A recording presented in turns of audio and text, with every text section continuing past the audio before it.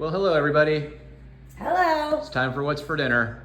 What's for dinner? We changed things up a little bit tonight, didn't we? Yeah, we're over in a different spot. Yeah, we're at our kitchen table, obviously. Yeah. And what do we do here tonight? So we're just doing meat and cheese, and we decided not to make chaffles. So we have roast beef. I have Munster cheese. You have provolone cheese. Yep.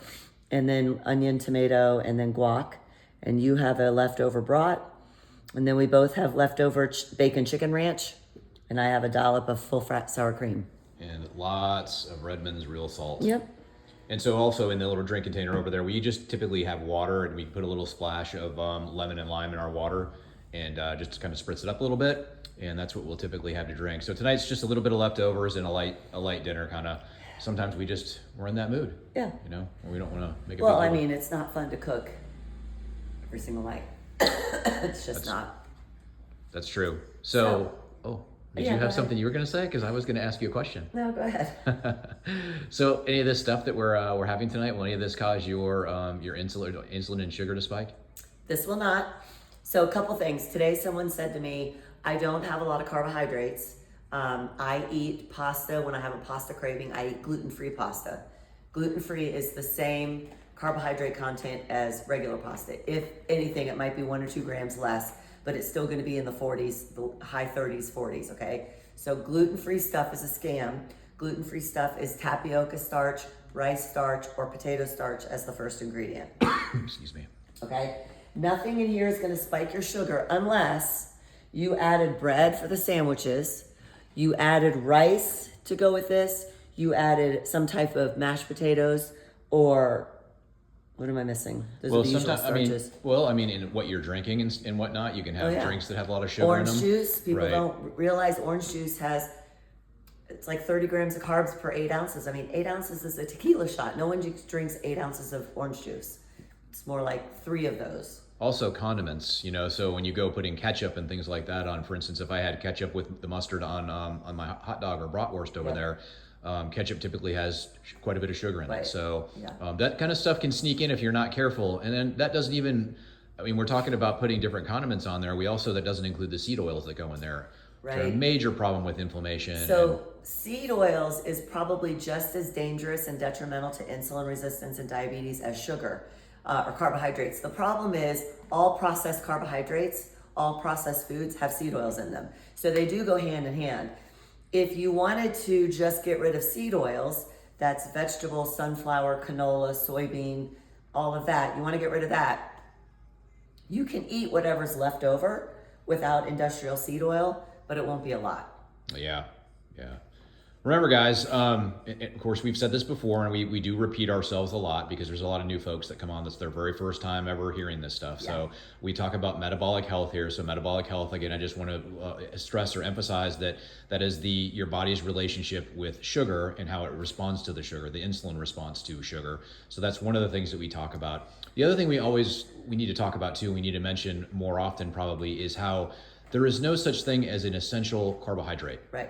All right, there's 3 macronutrients. The macros are fat, protein, and carbohydrates, right? Of the 3, the only one that's not essential is carbohydrate. And the reason being is that your body, if it needs sugar, which it can under certain circumstances, it can make it on its own. So you don't have to have sugar. Now, that's not the same with protein and fat. Okay. With fat, you have essential fatty acids, and with proteins, you have essential amino acids. So when we say essential, what we mean is you have to get it exogenously, or you have to get it outside. Your body can't make it on its own. You have to basically eat or drink it in order to obtain the benefit that you get from that. So again, fat, essential fatty acids, proteins, essential amino acids, and then there's essential nutrients too, like sodium, potassium, magnesium, those kind of things. Mm-hmm. Things that you lose through sweating and exercise. Yep. So you need to make up for those by eating or drinking foods that have those in them. Yep.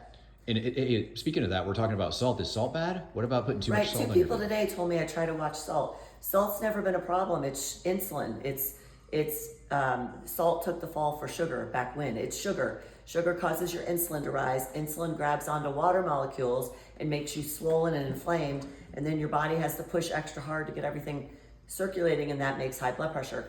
95% of blood pressure issues is insulin related. Yes.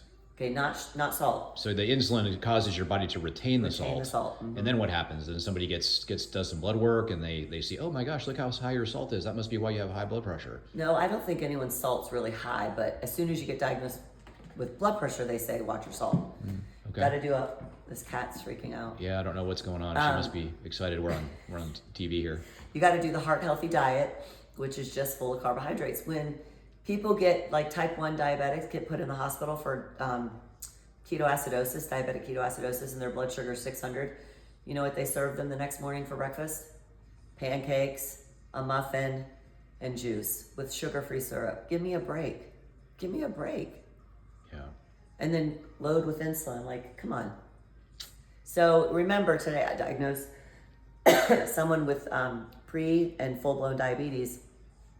Remember, once you get that diagnosis, you have done damage for 15 years. It is a late marker of disease. You do not want to get there. And unfortunately, you have to do your own work and you have to be your own advocate because the providers that you're seeing don't know this. I'm sorry. Yeah. No. So by the time you're diagnosed with diabetes, you've been or you've been sick and you've been getting progressively worse for 10 to 15 years before it's finally diagnosed. Yeah. And then you have to take much more drastic measures to reverse diabetes or to control it. And stop going to your providers and asking them for nutrition advice. Just stop. Because we don't get any type of schooling for nutrition. You have to go outside to other conferences.